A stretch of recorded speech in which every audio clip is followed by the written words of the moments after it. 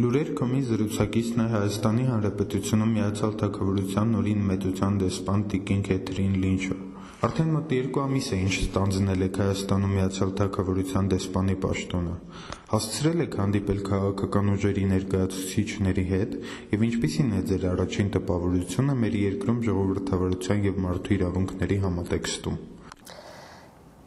I've been in the country, as you say, for 2.5 months, and in that time I've managed to meet most of the senior members of the government, including the President and the Foreign Minister and a number of other ministers. And now that we are entering an election season, I've also now started to meet with the heads of the other political parties who will be contesting the election. So I hope I've managed to gain an impression so far of what's coming up in Armenia in the current situation. And I would say that on the question of democracy and human rights, I think Armenia has a great deal of potential. If you look at the former Soviet Union, the position on democracy and human rights in many countries is extremely difficult, it's extremely bad. And Armenia here has a real chance to show that it can make a break with the past. Its human rights situation is better than many other countries in the region, a much freer press, still problems with the television, but very lively internet debate, progress on issues like freedom of assembly, but on the elections themselves, this is the key question. Can these elections really make a break with the past? Can they be free and fair? Can people have confidence in them? And there we know that the political signals are right. The President has said he wants the elections to be free and fair, but will this be implemented by people on the ground, and will citizens themselves really respond and refuse to take bribes, report violations, insist that the process is fair? This is very important, and this is what I hope to see. Ձեր եւ ձեր ամուսնու պարոն Ջոնաթան Էյսի համատեղ նշանակումը դեսպանի պաշտոնում հասարակական ակտիվ շրջանակներում բանավեճերի եւ քննարկումների առիթ դարձավ։ Կարծիքներ հնչեցին, որ մի պաշտոնում 2 դիվանագետների նշանակումը Միացյալ Թագավորության համար Հայաստանի անկարևորության վկայությունն է։ Հետաքրքրություն ներկայացնում է արդյոք Հայաստանը Մեծ Բրիտանիայի համար։ Well, I think if Armenia wasn't important for the UK, we wouldn't have an embassy here. And the fact that we have an embassy here and that we want it to have an impact here, I think is very clear. And actually I would say that our appointment as joint ambassadors is a way that the Foreign Office has found to increase the resource and the profile of the embassy. We know that people will have questions because it's a very new idea, and diplomacy is a very traditional and conservative field.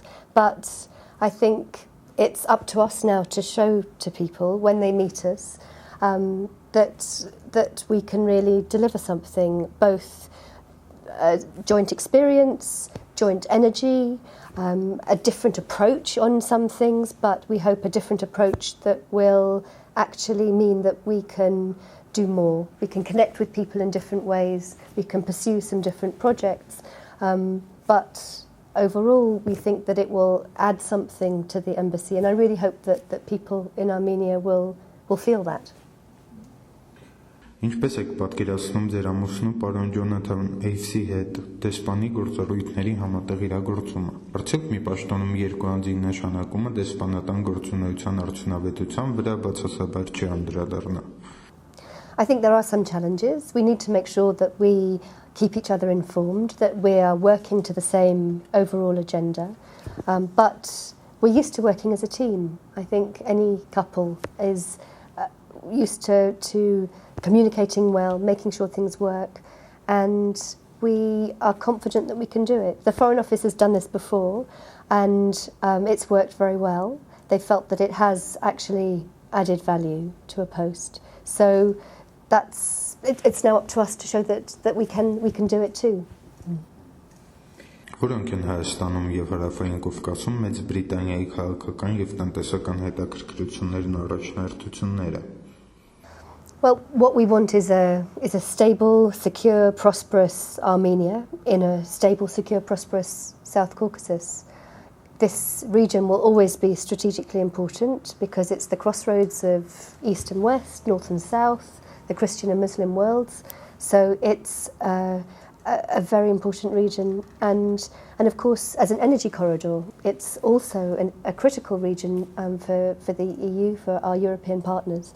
So Armenia is part of that. If Armenia isn't secure and prosperous, then there's no lasting security and prosperity for the region itself.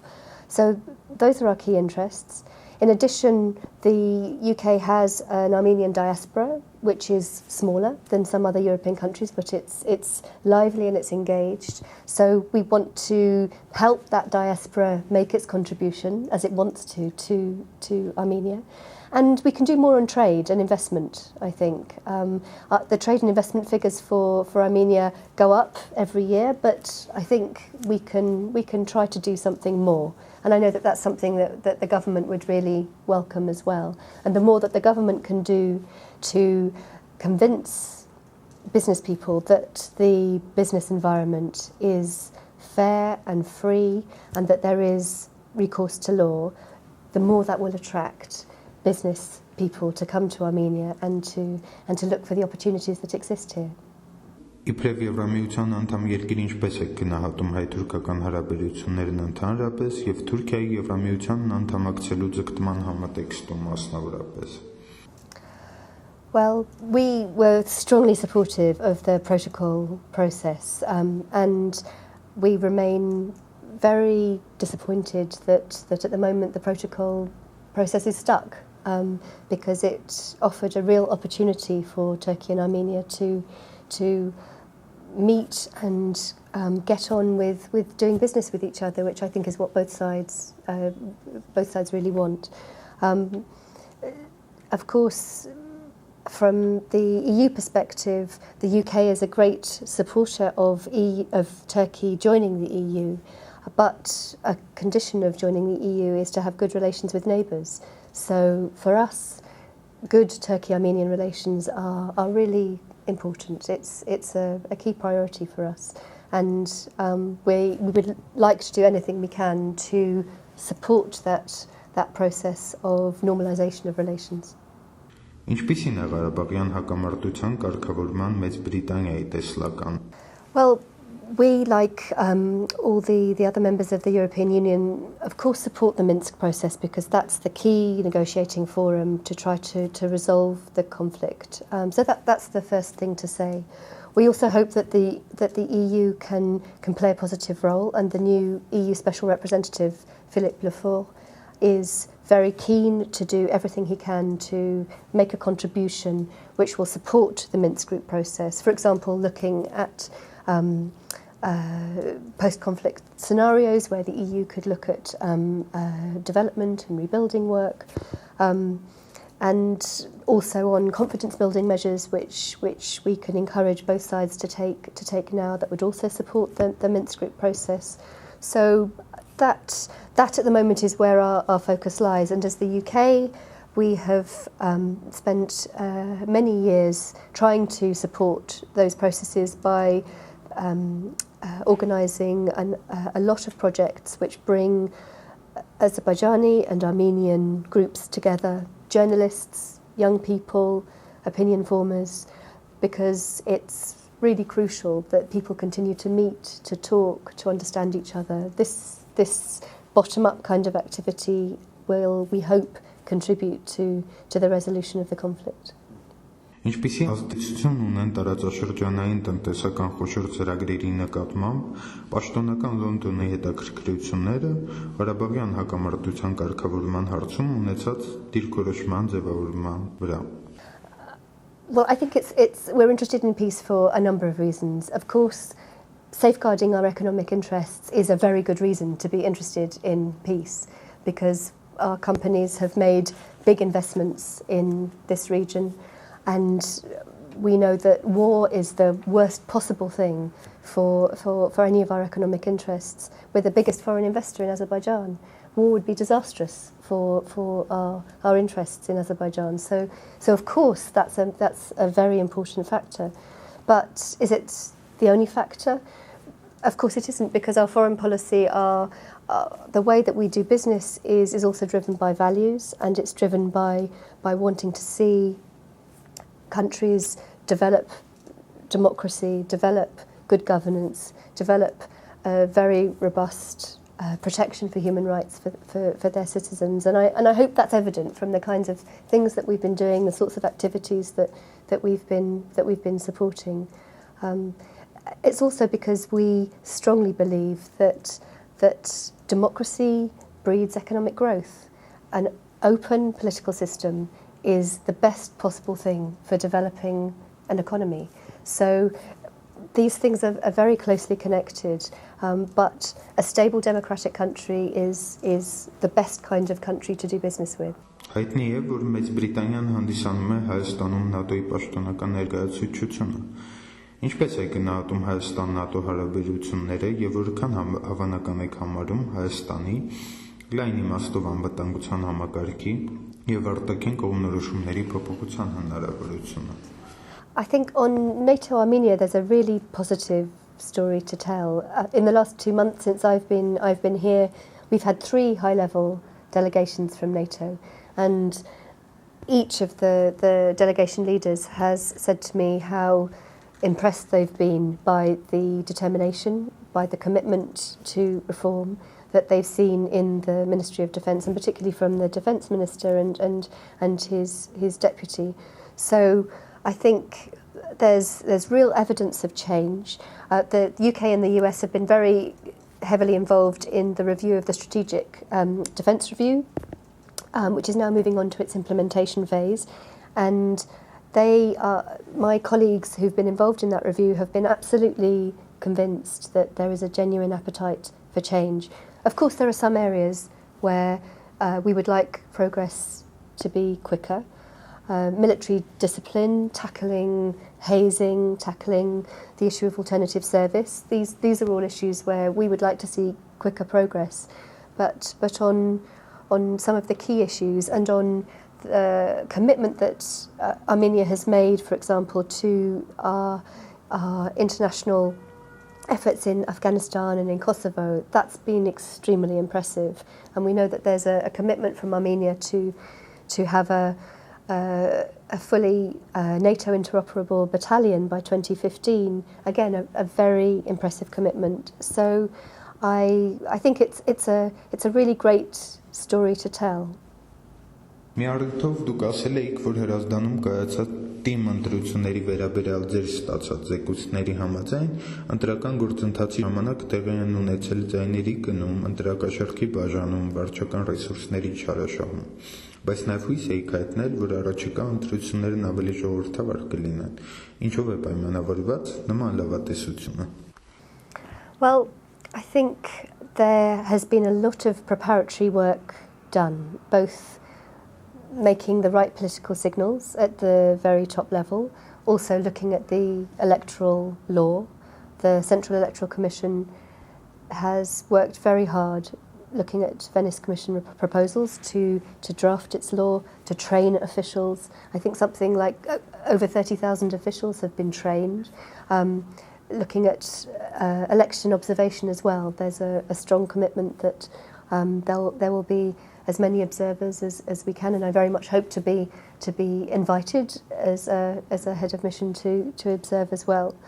So these are all the very positive signs, but the big questions remain, I think, on the period up to the election day. The use of television in particular. Will there be a level playing field for the different political parties? The use of charity gifts by particular political parties, and then as we saw in Hrazdan, where there was YouTube footage of a lady saying, "Everyone else in my apartment block has been given 5,000 dram to vote, and where's mine?" There are these issues as well, which need to be which need to be looked at both by the authorities, but also, as I said before, by the citizens themselves.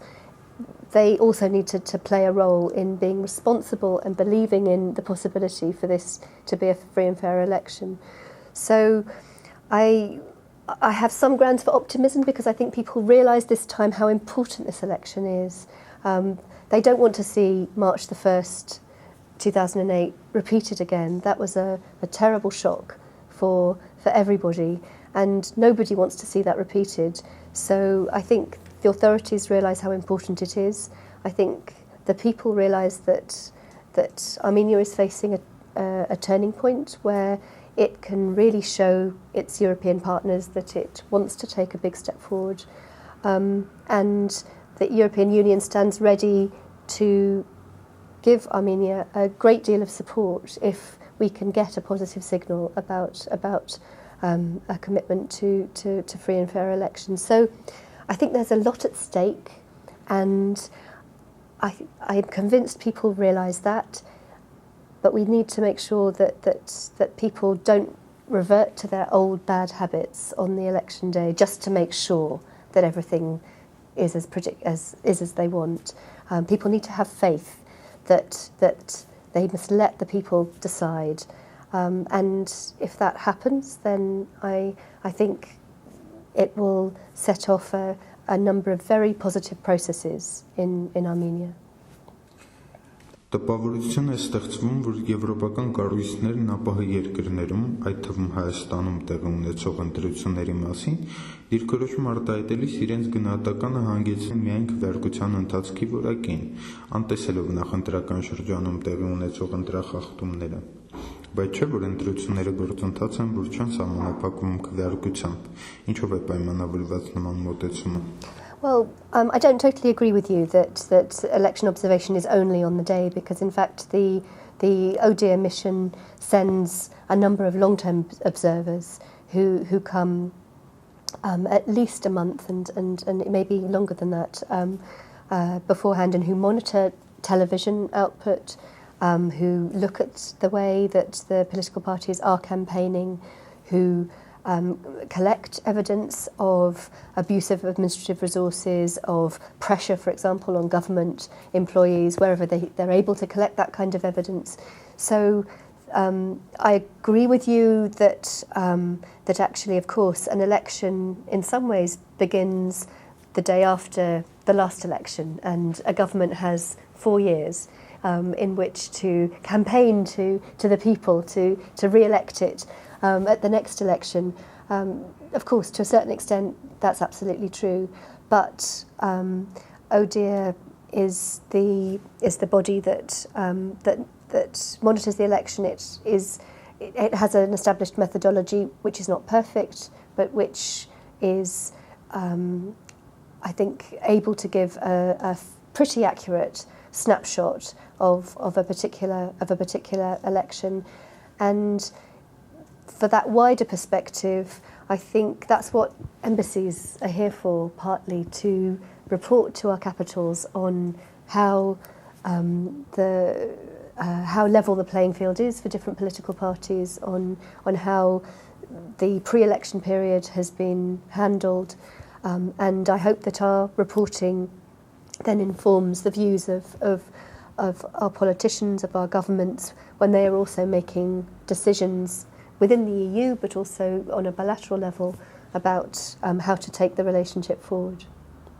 Պատրաստվում եք արդյոք դիտարկել առաջիկա խորհրդարանական ընտրությունները, եւ եթե այո, ապա ինչպես եք պատրաստվում հրապարակայնացնել ձեր դիտարկման արդյունքները։ Well, I very much hope that I'll be monitoring the elections. We've been told that the Central Electoral Commission will extend an invitation to us, and we're waiting for that invitation to come. And on the question of whether I'll be making a report, my view is that the gold standard for the report on the election will be the ODIHR report, and I have confidence that will be an accurate report which I will want to support. So I see my role actually on election day rather as being an extra pair of eyes, because I think the more independent, objective observers, pairs of eyes that we can have in every single electoral precinct, the better. And not just to see the voters come in and put their vote in the ballot box, but to stay and to check that then those ballots are counted and the election manifest is correctly filled in and then is transmitted to the territorial and then the Central Electoral Commission. So I think there's a great value in simply being there as an observer, and I very much hope that I won't see any violations at all on that day. That's my hope. If I do see things, then I will feed that information into the ODIHR report. And as I say, I think the most important thing is for there not to be confusing messages between different representatives, whether it's MPs from the Council of Europe or whether it's missions here. And I think we all have to focus on the ODIHR report, the professional report, as the report on as the fair report on the election. Եվրախորհրդի խորհրդարանական վեհաղ ժողովի մոնիտորինգի հանձնաժողովը հայտնի բանաձևում պահպանեց մարտի 1-ի դեպքերի էջը կարելի է վերջնականապես համարել փակված ձևակերպումը, բայց մենք տեսնում ենք, թե ինչպես են եվրոպական կառույցներ արդարացիորեն արձագանքում արաբական պետություններում բռնատիրական ռեժիմների կողմից խաղաղ ցուցարարների նկատմամբ ուժի գործադրման հետևանքով զոհերի առկայությանը։ Մեր երկրում կարծիքներ են հնչում, որ Եվրոպան առաջնորդվում է ոչ թե համամարտկային արժեքներով, այլ սեփական շահով, այդպիսով կիրառելով երկակի ստանդարտներ։ Ձեր մեկնաբանությունն իբրև ԵԽԽՎ անդամ երկիր։ I think the particular sentence that you're talking about in the Council of Europe report, I think the turn of phrase was not the best turn of phrase, and I think if you read the whole report that actually there was more nuance in what they were saying. I think the overall impression was that there has been some progress made, that political prisoners have been released, freedom of assembly is now a principle that has been re-established, so there has been some progress. But on the question of double standards and whether we're applying different standards to the Council of Europe, to Armenia, compared with the Arab countries, I think it's very difficult to compare those situations, because with the Arab Spring, many of these manifestations were not as a result of a particular election. Rather, they were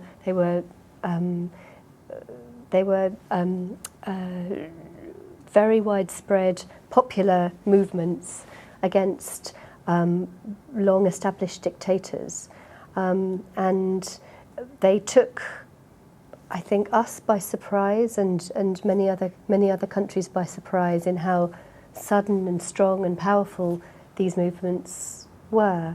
And we have, I think, in our approach, tried to respond as well as we can to each of the countries that has undergone those different processes. Have we been has our response been exactly the same to each country? No, because there are many different factors at play. What are we able to do? What are our options? And with Armenia, actually, I think what we saw was a very strong process with the Council of Europe to engage with Armenia and to look at how to respond to the events of March 1st. And I understand that people feel that there hasn't been a proper resolution to those events yet. And I think the aspect I would particularly highlight is an open public inquiry into the events, not the security services making an inquiry into their own actions on the day, but rather what we in the UK would understand as a public inquiry, which is an inquiry headed by an objective, respectable figure like a very senior judge, who is able to call evidence from a very wide variety of people, including the families of those who were killed or injured during the March 1st events, and with a real spirit of open inquiry to try to establish exactly what happened and what issues need to be taken up by the government in order to resolve those issues. So I think when the Council of Europe was calling for a full inquiry into the March 1st events, that's the kind of inquiry they had in mind, and I would very much welcome it if that inquiry could happen in Armenia. But I don't think we're at the end of the process there. I don't think the Council of Europe has finished its work with Armenia. So there's still, I hope, some very useful work which we can do to help people establish the truth of those very painful and difficult days.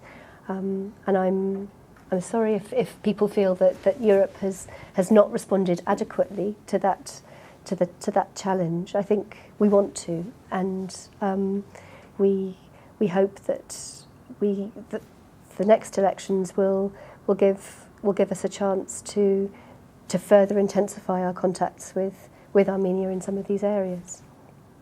Կրթության եւ գիտության նախարար Արմեն Աշոտյանն առաջարկել էր դիմել ձեզ Լոնդոնի բրիտանական թանգարանում պահվող Անահիտ աստվածուհու արձանը Հայաստան տեղափոխելու պահանջով։ Եթե չեմ սխալվում, ինչ որ երիտասարդական կազմակերպություն վերջերս նման պահանջով նամակ էր հանձնել դեսպանատանը։ Ինչպիսին է Մեծ Բրիտանիայի դիրքորոշումը խնդրի առնչությամբ։ Well, when we met with Armեն Աշոտյան, I said to him that I'd already had a positive signal from the British Museum that they would be very happy to consider a request for a loan, and I handed him the paperwork for that, and he welcomed it as a first step. So I think, from our perspective, that's where we would like to focus on establishing a collaborative relationship, on exchanging information and then looking at loans of cultural treasures, including the head of Anahit. So that's what I would very much like to support, because it would be a fantastic thing to be able to bring the head to Armenia for an exhibition. So I am taking it in the spirit of collaboration and intercultural cooperation, and I think that's the first step, and we'll see what happens next.